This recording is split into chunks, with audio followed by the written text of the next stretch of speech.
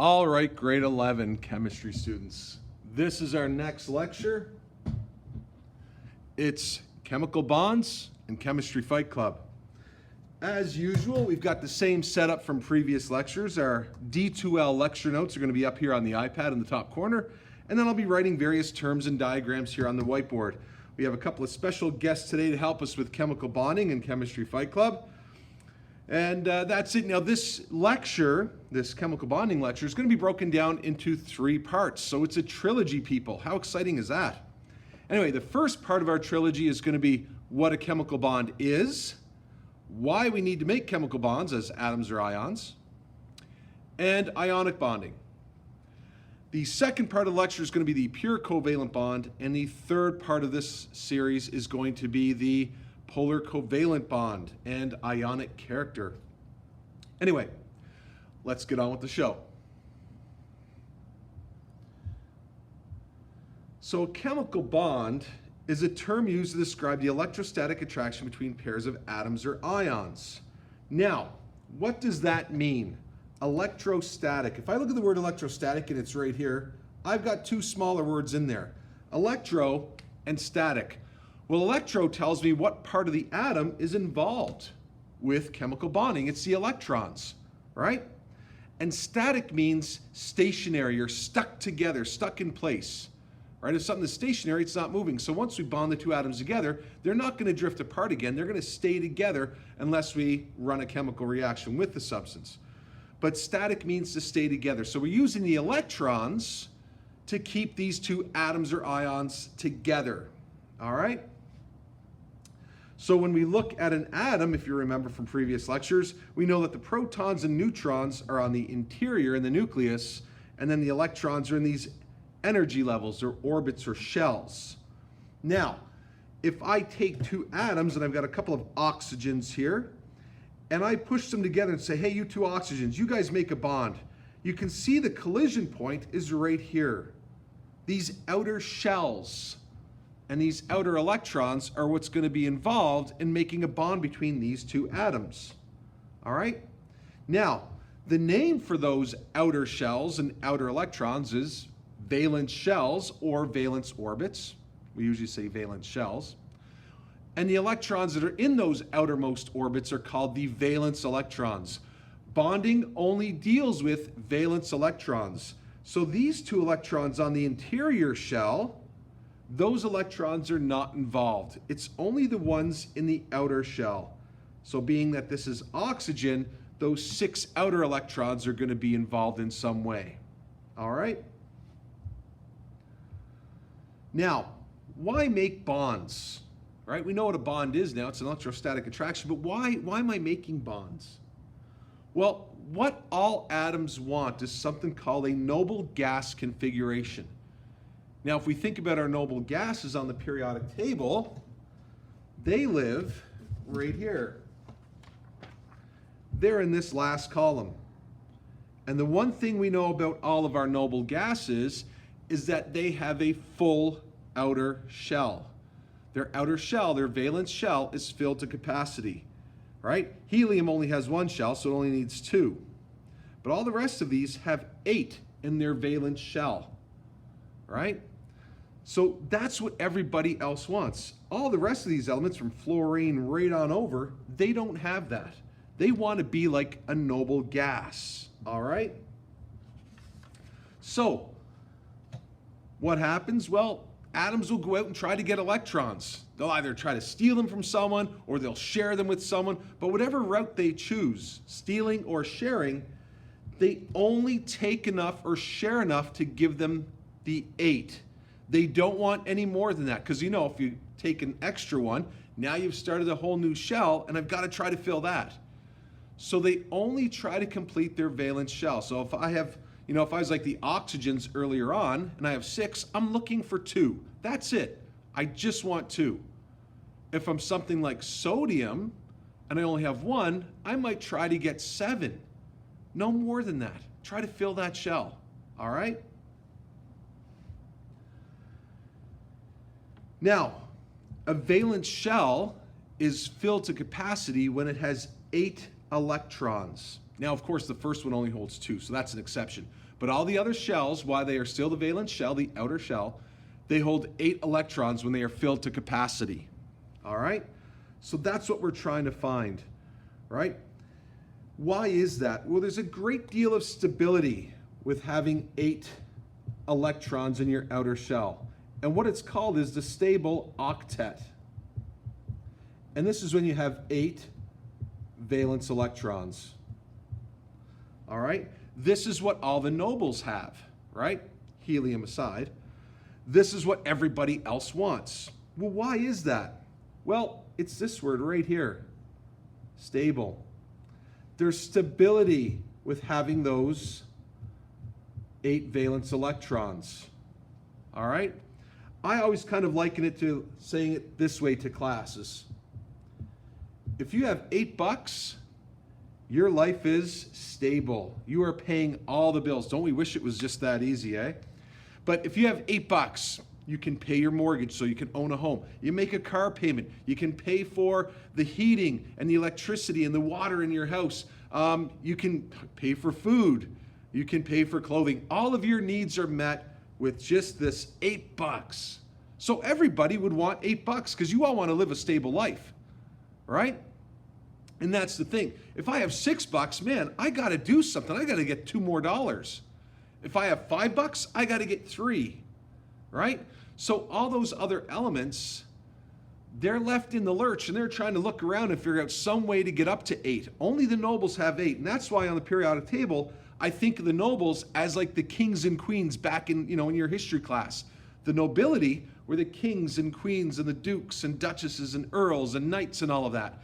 They were the wealthy people that lived in nice castles and homes. They had good foods. They slept in beds, right? They had nice big fireplaces. Life was great for them. They had stability in their life because they had the wealth. They had the $8 a week that you needed to pay all those bills, right? The rest of the people in the village, they were the peasants. They didn't have $8 a week. Life was tougher for them. They didn't have stability, right? Am I going to eat today? Where am I going to sleep? What am I going to do? I don't have a house, right? So everybody else would do what they could to try to become like a noble. If you could live the noble life, you're going to do it. So, how do we determine what goes on? How am I going to get these electrons, right? Well, there's really 2 types of options, right? Think about it. If you had $6 like the oxygen, right? 6 valence electrons. Oh man, I need 2 more. Well, how are you going to get those 2 extra dollars? Well, I could beat someone up and steal the $2, or I could share $2 with somebody and say, look, hey, if you put some money in the pot and I put some money in the pot, together we'll have $8 and we can live the good life, right? So there's really 2 options, beat and steal or share electrons, right? Well, what determines what route you're going to take? How do I know if I'm going to beat and steal that element or if I'm going to share with it? Right? I'm going to beat and steal from the element, or will I share? How do I determine that? Well, electronegativity is going to help us with that. Electronegativity, if you remember from our earlier lectures, is the amount of electron grabbing strength that an element has, or an atom has, when it's combining with another element in a bond. Right? So these peasants, right, all those other elements, they're going to meet up with each other. And they're going to fight for those electrons. Now, who's going to win the fight? Well, it comes down to this, electronegativity, an electron-grabbing muscle. This is your electron-grabbing muscle or strength. Right? Now, if you have a very big electronegativity, then you're basically an electron bully. Like our friend The Rock here. He would be a big-time electronegativity bully, right? If your electronegativity is very low, then you're kind of like Wimpy Kid here. And you're not going to get very far in the chemistry fight club game, right? Now, how can we tell who's got a big electronegativity, who's got a little electronegativity? Well, on our periodic table, if you remember, we did periodic trends. And when we did periodic trends, we said, hey, electronegativity gets stronger as I go across the periodic table left to right. So this side of the table here has higher electronegativities than the left side of the table here. And electronegativity is higher near the top of the columns, near the top of the families, than it is down near the bottom of the families. So if I combine those two trends, stronger this way and stronger at the top, we point to this corner, right? And look who lives in this corner. All of these elements are the nonmetals. It seems weird, but our nonmetals are the bullies, right? And the metals, like iron, it seems weird, but iron is a wimp. Calcium's a wimp. Rubidium's a wimp. All these metals, they're wimps compared to the nonmetals. You want a good example? Iron, right? Really strong, used in steel. Iron, if you leave it outside, will eventually turn to rust. Rust is that red flaky material. It's not very strong at all. The common name for rust, or the chemical name, sorry, is iron oxide. Oxygen goes in and attacks the rust and forms, or attacks the iron and forms rust. So oxygen is stronger than iron in terms of fighting for electrons, right? And on our periodic table, we'll see the electronegativity values here. They're always down in the bottom corner. All right? You'll notice some of our noble gases don't have electronegativities because, again, if I was the king or queen and I already had my $8, why would I go out and wander amongst the peasants and say, hey, how's life going? Oh, wow, you didn't eat today? That's too bad, right? I'm not even going to risk that. So the noble gases don't get into the bonding game. Most of the time, they don't get into the bonding game. As always in chemistry, as we're learning, there's always those few exceptions. There are some there too.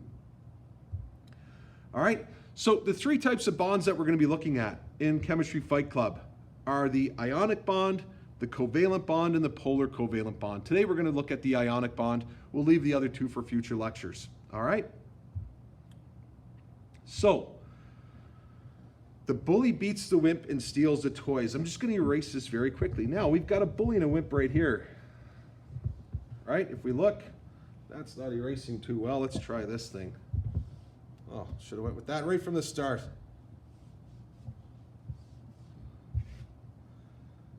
So we've got a bully and a wimp right here. We've got the rock, right? Telling you guys, hey, pay attention, jabroni. And we've got the wimpy kid here, right?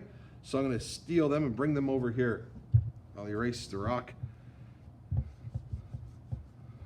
Keep paying attention, though, the rock says. All right, so the bully beats the wimp and steals the toys. Well, we know the bully now is the non-metal. So the rock is a non-metal. And we know wimpy kid is a metal. And it still seems really weird that a metal is a wimp. But in terms of electronegativity values, a metal is a wimp. And steals the toys. So basically, the rock is something like, well, let's take the biggest bully on the table. The rock would be something like fluorine. And wimpy kid could be something like sodium. And what would happen is there's an electron, because those are the toys. Wimpy kid has one valence electron. The rock would have, if he's fluorine, would have 7. 1, 2, 3, 4, 5, 6, 7. And the rock says, hey, kid, I got $7 or 7 valence electrons. I'm so close to 8. I got to do something. Sodium, metal, wimpy kid. Oh, I know what he's going to do. And the rock's going to take this electron and just say, sorry, kid. He's going to beat up wimpy kid, and that electron's going to swing over to here and join the rock, because the rock is a non-metal, a bully with a high electronegativity. Right? Basically, that's what happens in ionic compounds. Right? They consist of positive and negative ions. Now, think about this. If I add electrons to the rock, because he's so wicked at the electronegativity game, and he's so great at getting electrons, he's adding extra electrons, and electrons are negative. So if he adds negatives to him, he becomes a negative ion, right? And a negative ion from earlier lectures is an anion. He added a negative particle to him, so he became a negative ion. We call that an anion. Now, wimpy kid over here, our metal, right? The metal lost negatives, but still has all the protons in the middle. Never lost any protons. Remember, the protons are in the nucleus. That's not even involved here. So the metal becomes a positive ion, and we call that a cation. All right? And what ends up happening is we've got a positive ion and a negative ion. They end up stuck together. They stay together and be friends. All right? That's our ionic compound. What we would form is sodium fluoride. And that's our ionic compound. A positive sodium ion and a negative fluoride ion. All right? So let's take a look at how that would really work. Sorry, fellas, we've got to move you out. The Erase-O-Matic 3000 doesn't erase so well, does it? All right, so we know ions are formed when elements gain or lose electrons, right? The nonmetal, being the bully, is going to gain electrons, and the metal, being a wimp, is going to lose them. So here's a couple of elements. Let's see what would happen here. So we've got potassium and we've got fluorine. Now, if we look at potassium on our periodic table, it's a metal. It's over here, right? Its electronegativity value is 0.8. I don't know if you can see that on the camera, but that's what it is if you have your periodic table. Fluorine is over here. It's a nonmetal. It's the biggest bully on the block. Fluorine is like the rock. Its electronegativity is 4.0. So let's take a look at these things. All right? Electronegativity here, 0.8. Electronegativity here, 4.0. Well, that's a big difference. This is our bully. Remember, electronegativity doesn't go by size. Oh, potassium's got 4 orbits. It's way bigger. No. It actually being smaller helps with electronegativity. Fluorine is the way bigger bully despite being the smaller atom. So fluorine, if we look at it, has 1, 2, 3, 4, 5, 6, 7 valence electrons. Potassium has 1. And fluorine is going, I've got 7. I'm so close. I just need that one more electron. So what's going to happen is this electron in potassium is going to come over and join the fluorine. And what we'll end up with is some ions. We'll end up with the potassium ion. Now, once this valence electron up here is taken, that's the only electron in that shell. So fluorine had 4 shells, but now it will only have, potassium only had 4 shells, and now it will only have 3.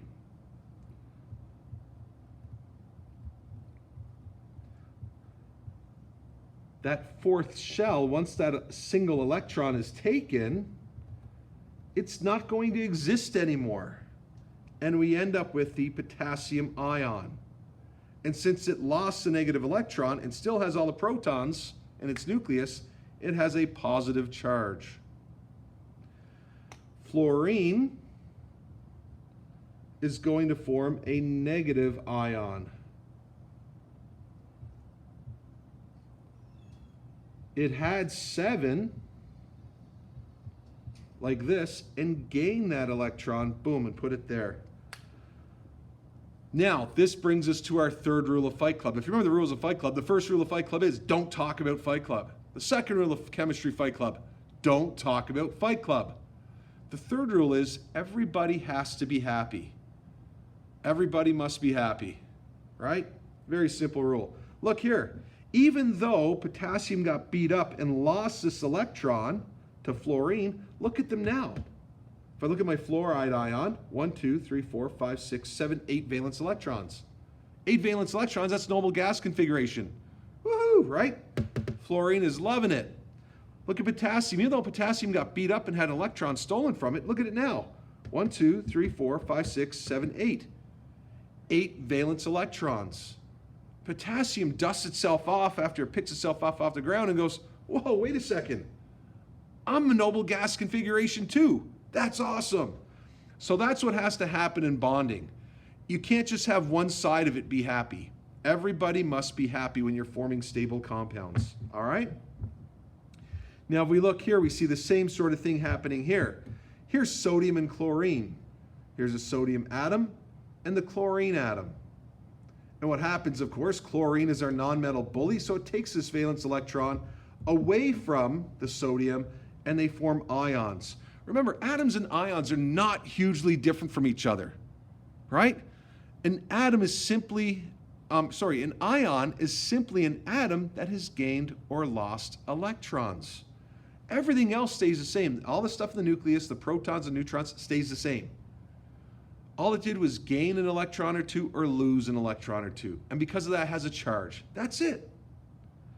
So the sodium atom became the sodium ion. And look, it's noble. So it's happy. The chloride ion gained this electron, so it could become noble as well. So everybody's happy. It follows the rules of Fight Club. All right?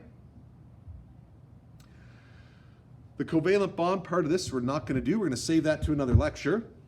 Now, let's take a look at one more quick thing, and then we're done for the day. All right? We'll erase this. I forgot I did not draw those. All right. Here's a magnesium. All right, this is our next example. And here's a fluorine. Now we know magnesium is a metal, it is a WIMP. Here's our fluorine, it's very strong, it is a bully. Now, if I were looking at this, here's what I think happens. This electron's gonna go over here. Fluorine has 7 valence electrons. Magnesium has these 2, but look, 7, 1, 2, 3, 4, 5, 6, 7. It needs 1 more. Now, when that electron, this first electron goes over here, fluorine will be happy, right? Fluorine will have 8 valence electrons, but magnesium won't be. Magnesium will lose this electron, but still have one other one left in that outer shell. And the third rule of Fight Club is everybody must be happy. So what we'll do is we'll bring in another fluorine. And that second valence electron, I'm going to turn this a bit, will go over here. So the 2 valence electrons from magnesium will satisfy 2 fluorines. They both have 7, and now we'll have 8 in this one and 8 in this one. And our magnesium, our WIMP, it loses these 2, and it will drop down into the second shell and have 1, 2, 3, 4, 5, 6, 7, 8. Magnesium will be happy as well. And what that will look like is this. You'll have magnesium here, and it will have a 2+ charge because it lost 2 electrons. And instead of having 3 shells, it will only have 2 shells. And it will be like this. Remember, these 2 electrons right here will be gone. So it's going to look like this. It looks like a noble gas. It's going to be happy. The other fluorine right here,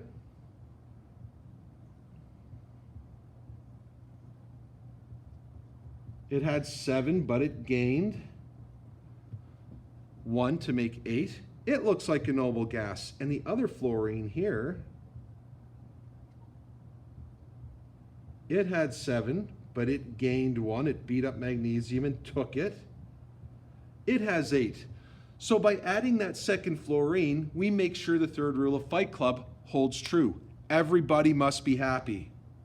And what we end up with is magnesium fluoride. And look at our charges overall. I can tell I did this bonding diagram correctly. 1 negative and 1 negative is a total of 2 negatives. And they cancel out this 2 positive held by the magnesium. All right? All of our bonding diagrams for ionic compounds should end up this way, where the positive charges cancel out the negative charges. All right? Anyway, that's all I got for today. I hope you understood it all. If you don't, throw a comment down below this video in the comment section of YouTube. Or reach out to me if you're in my class. Reach out to me through Edsby. Anyway, I'll talk to you later. Hope it was clear. Take care. Bye-bye.